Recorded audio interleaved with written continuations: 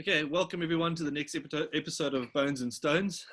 We have with us someone all the way from Sweden, Decio Muianga. He's a very good friend of ours. We go back, way back. It's been a difficult few years, but it's been... we studied together at Wits. Decio and myself are working together on some projects as well in southern Mozambique and with some students. And Decio at the moment in Uppsala, where he's doing his PhD. Decio, welcome to the show, and perhaps we could just kick it off by maybe giving everyone just a bit of background to you and also to your research. Guys, thanks for having me. It's like nearly more than 10,000 kilometers away, but I think it's going to be fun. As Tim said, my name is Decio Muianga. I'm a Mozambican archaeologist. I started as an historian first. I did a degree in history, and then I moved to Wits, where I did my honors and master's degree. And then I went back to Mozambique. I worked in the Department of Archaeology and Anthropology at Eduardo Mondlane University since 2008 until now. Actually, I'm the head of the archaeology unit at the moment. And then I'm teaching apart, doing research in Mozambique. I also have been involved in consultants. Tim has been in Mozambique with me in a couple of fieldwork seasons for consultants. We had fun. And now at the moment I'm working on my PhD in Uppsala, which is related to the Stone Age in southern Mozambique. So the idea of me writing a PhD about the Stone Age in Mozambique is it's because we know very little about Mozambique. And then if you look along the border with Mozambique, just a couple of kilometers from the site that I'm excavating in my PhD, it's Border Cave. So on the other hand, in Eswatini, we have known archaeological sites. And then if you go further north within the same Lebombo Range, we go into South Africa, let's say the border between Mozambique and Mpumalanga and Limpopo. So it's very prominent area in terms of Stone Age research. So the idea of my PhD is I'm excavating one site that's known from the 1940s, but this site has never been excavated systematically. So I want to establish the chronology of the site that we know that goes down to MSA. So I want to establish the chronology of this rock shelter, but also I want to correlate with the open air sites where we discovered lots of open air sites with MSA and LSA stone tools. So that's the general idea of my PhD project. And Decio, just thinking about your PhD and the work that you're doing, in terms of Stone Age work around Mozambique, I know if you go across into South Africa, there's obviously in that area there's been some work, and in a little bit in Swaziland as well. If you move into Mpumalanga of South Africa, there is Stone Age work happening at a distance from where you're talking about. But in Mozambique, there isn't a lot of Stone Age work that's been done there. There's some, like you said, unsystematic work that was done, in the 40s, 50s. In certain areas of the country, but largely the Stone Age in Mozambique isn't very well established. Is that correct? Yeah, it's not. And then there's reasons for that. First of all, if you look, the first archaeological excavation that was done in Mozambique was done in 1891 in Tet. Wow, that's early. So this was done by Germans. So let's say Mozambican archaeology in terms of excavations more than 100 years by now. Yeah. So, but if you look to the history of the country, the history of Mozambique, it goes together with the colonial period and the post-colonial. So during the colonial administration, there was no single professional archaeologist working in Mozambique.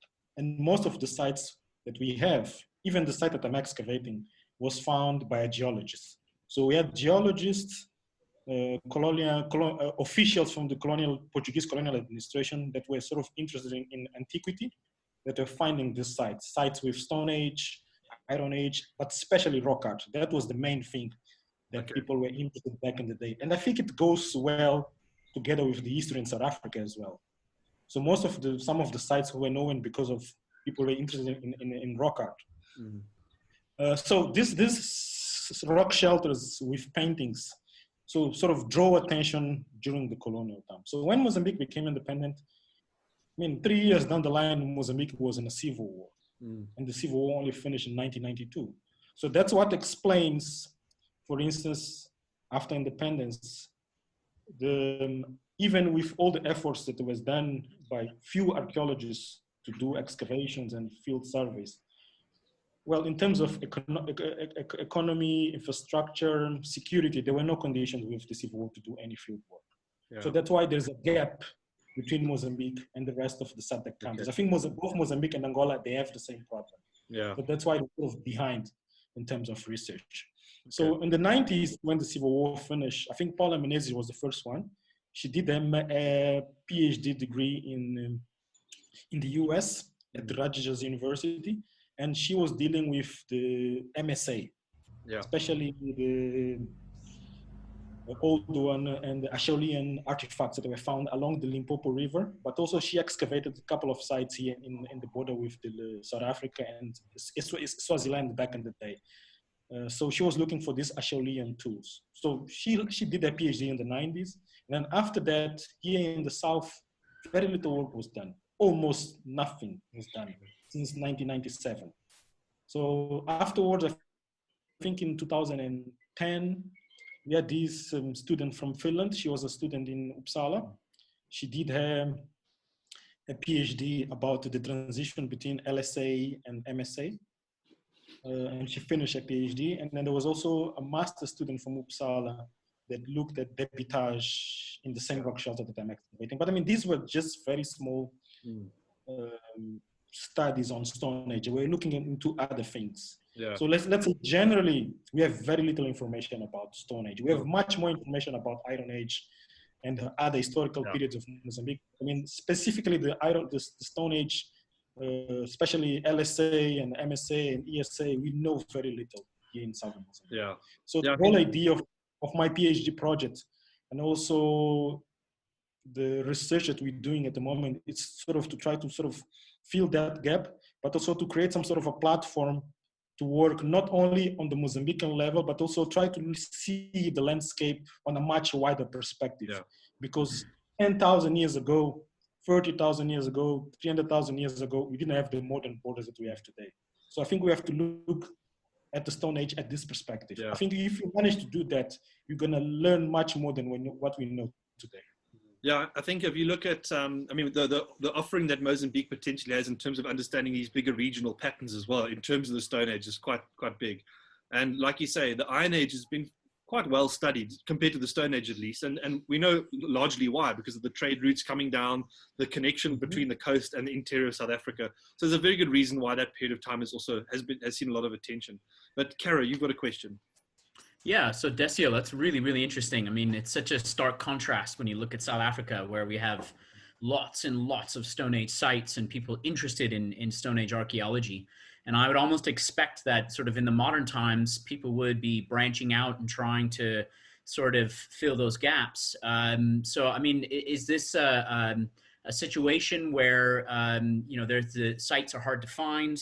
There is not a lot of Stone Age archaeology. What is your opinion on, in sort of like the modern times, why this record is not being as paid as much attention to, let's say, over something like the South African record?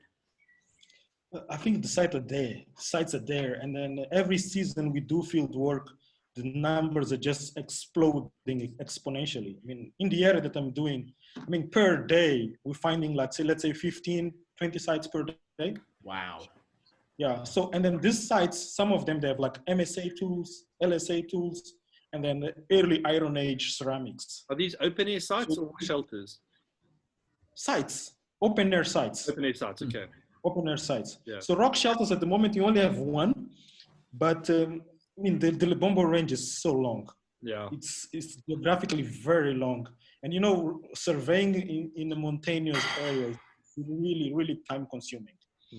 And then at the moment, at the moment, I don't have the time just to focus in these mountainous areas. That's why I'm focusing in one rock shelter. Actually, the rock shelter has it's divided in three parts. There's three rock shelters within the same component. I'm just excavating two of them. And then the third one, I might leave it as part of my personal project together with team and other colleagues so that we can continue with that, because that's too much work to do. So otherwise, I'm just going to continue excavating. I'll never finish my project.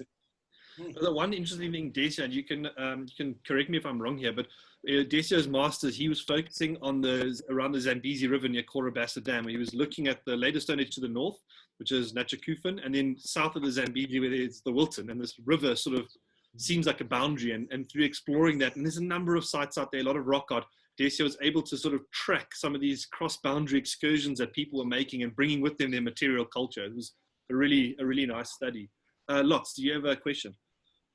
Yeah, Decio, thanks very much. This has been really interesting so far. It's, I mean, as Matt was, the other Matt was saying, I mean, it's crazy how there's such a lack of information, at least even just from a Southern African perspective. As you said, I mean, 3,000 years ago, 30,000, 200,000 years ago, we didn't have these boundaries that we have now between countries. And it's so important to understand things from a broader landscape perspective. So you mentioned the Lebombo mountain range and, you know, and you've been discussing, you know, the different kinds of sites that you have, surface sites, and you mentioned rock shelters as well. Is, you know, just, I know it's obviously early days and you talk about finding lots of sites when you do get into the field, but is there anything that you've noticed, you know, at least initially now, in terms of the landscape distribution of sites? And then in terms of, you know, the rock shelters and stuff, what kind of chronology are we dealing with? What are the kind of preservation conditions? Do we have alluvial sites as well? Is it only surface stuff kind of in between the rock shelters? Yeah, what is the kind of landscape distribution of the sites like? Well, it's different settings, especially when I walk around the area that I'm doing my field work, which is the Namaashe district, the Shangalane area. Most of the Iron Age sites, we have been finding them along the river. So there might be settlements, but we haven't found any sites with iron slags, for instance, or any signs of metallurgy. It's mostly lots of tons and tons of the decorated ceramics along the river. And those sites together with a little bit of Stone Age.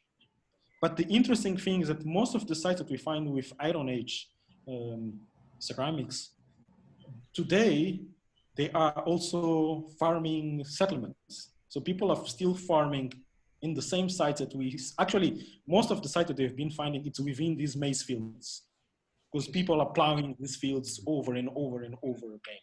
So people are reusing the same landscape that the Bantu people were there like 2,000 years ago. So most of the decorated early Iron Age ceramics we find within these deposits. But the Stone Age sites, find them almost everywhere in this landscape, because the Lebombo range is sort of there.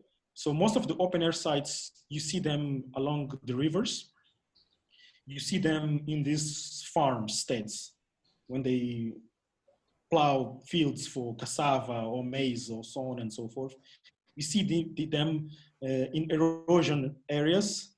And the interesting thing of Shangalane, it's the amount and the difference on the raw materials. It's very big. You see different types of raw material. And the interesting thing that we started excavating at the Diamond Rock Shelter, where I'm excavating, and we're also finding, especially on the LSA deposit, the same types of material that we see on the open air sites 20, 30 kilometers away from the rock shelter. So this is an interesting thing that we're sort of finding within this early stage of our excavation. So continuing with the excavations this year is going to be crucial to answer all these questions that have been raising outside of our visualization of the landscape. So, and then from the different analysis that we have been doing since 2018, when we started doing the surveys. So the dispersal of Stone Age artifacts, apparently they go from the Lebombo range all the way to the coast. Okay. And the coastline, it's not more than 20, 25 kilometers from where I'm excavating. So it's very diverse. So what we need to figure out and understand, it's how far and how complex was this dynamics of using the landscape within the coastal and the interior within these later periods of the Stone Age So that's what we're sort of trying to figure out what's going on. But it's very, the Stone Age materials, they are dispersed everywhere, Matt.